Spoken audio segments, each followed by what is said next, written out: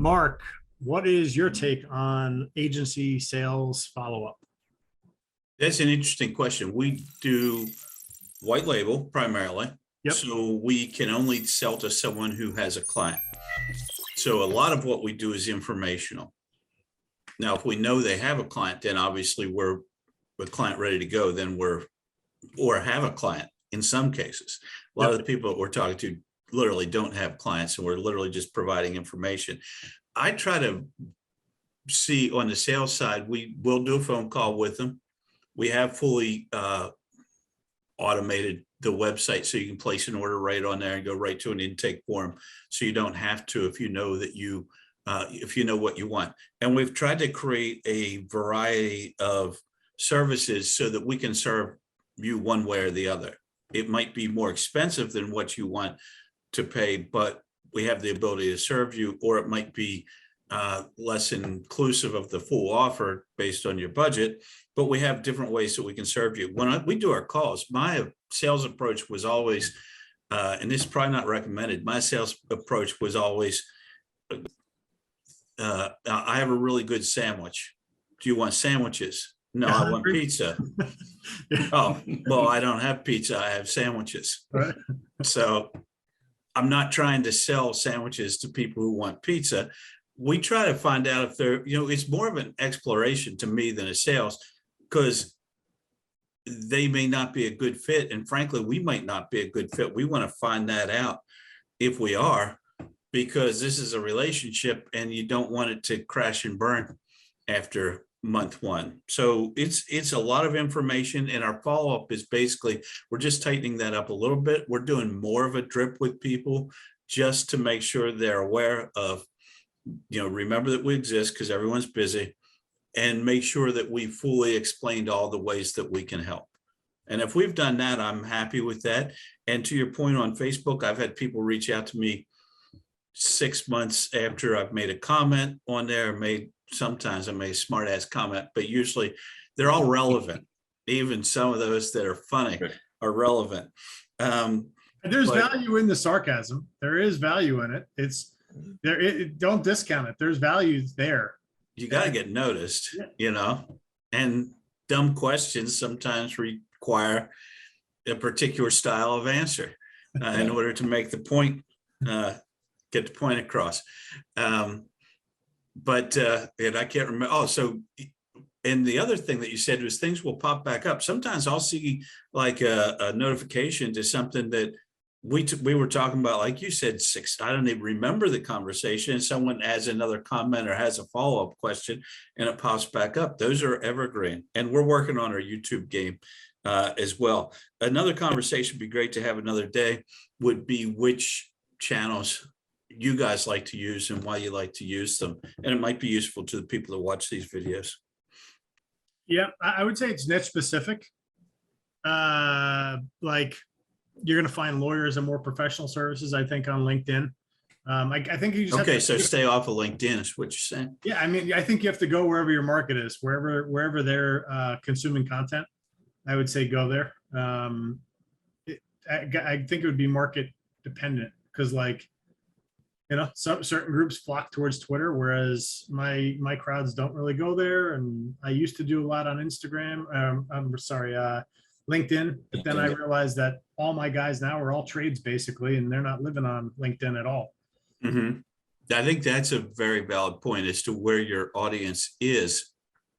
I've never unlocked Twitter, but our audience to a degree is on Twitter, but I haven't unlocked that. Facebook definitely has been our most viable. And then it becomes a question of not whether can I get business off LinkedIn, but do I dedicate the bandwidth to LinkedIn in order to get the business that's there. Yep, absolutely. College graduates with fancy degrees are on LinkedIn. Yeah, that are looking to go to a new job, typically. Yeah. Mm-hmm. Dustin, what do you got? What's your take on sales follow-up? I think it's important. I mean, I'm kind of like where Nick was for a while. Like I wasn't really trying to get a whole lot of new business. They just would come from referrals. We were good. Now with going into more of a focus on a niche, now we're sending out cold emails. We're connecting with people on Instagram. We're going to be at a conference in a couple months, building hopefully some good relationships and things like that. And some of the people that we do get that we want to talk to, there's definitely a follow-up aspect. I mean, it comes to like, I try not to be like a desperate, first of all, I'm not desperate, thankfully, thank God we're good, but I also don't want to come across that way. So like if somebody reaches out to me for a sales opportunity, I will follow up with them several times, but not to the point where I'll typically do it by email, unless it's like, we had a really good conversation. Like I have a guy that I'm going to text after this call, that I did an audit for, and I spent quite a bit of time. It was a decent account just to see, touch base, whatever. But I'm not the type that's going to be chasing somebody down for 6 months or a year. I actually plan to do a much better job at that, and maybe just follow up in 6 months. Hey, it's been a while. Just want to see how things are going, like connection wise, like that. And I also am working on a nurture sequence, which is exactly what we talked about before, which is mainly just things that like we'll do YouTube videos from time to time, just get people on an email distribution for that. Work on that sort of a thing. So I think for me, I think the follow up on the sales side is important to the degree that you're desperate enough to do it, or you want to. That sounds bad. I'm not trying to say you're desperate if you follow up. I'm just saying like if you don't have to do it as much, maybe it's positions you better than somebody who's constantly like chasing you. Because when I get chased, I feel like, well, obviously I'm the prize here because you're chasing me, right? And no offense, clients, but I don't want it to seem like you're doing me a favor by being a client. I mean, you kind of are, but hopefully I'm doing that a favor too by being your go-to person, bringing you revenue every month, right? Or saving you money or whatever. So I feel like it kind of gives you a bad starting point, and plus if we did cold outreach to get to know this person originally, and then you start doing the chase thing, it's not the kind of company we want to run. So it sounds kind of bad, but I think there's a place for having a conversation, and there's a place for like trying to sell them again. Yeah. And I would much rather engage in a conversation, see how things are going. And I might not even bring up the fact that, hey, we tried to, you want to start again, or you want to do this thing? It may just be a conversation. It will lead to that. Yep. If there's a desire, it will come out, I believe, on the call, or just making a connection, or maybe I'll see him on Facebook. Hey man, hope all's well. What's going on, or whatever. Like just having a relationship. So I feel like the follow-up for me is more relationship driven than it is pushing a sale driven. So I think that's the differentiation for me personally. That's just the way I am. I'm not a salesperson. I'm not a great salesperson. So I don't do I'm not cold calling nobody. I'm not gonna push the envelope. There's people who are great at that, and I'd love to maybe connect with somebody one day, but it ain't me.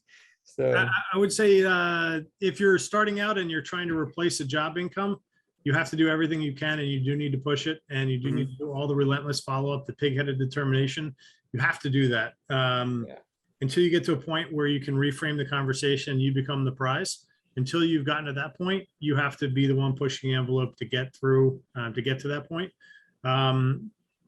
We kind of do a mixed bag where a lot of our stuff is inbound leads at this point. So right away we can go through a disqualification process, and if they're not qualified, they don't get sold to. And then and disqualified could be not a niche that we're operating in. It could be any number of things.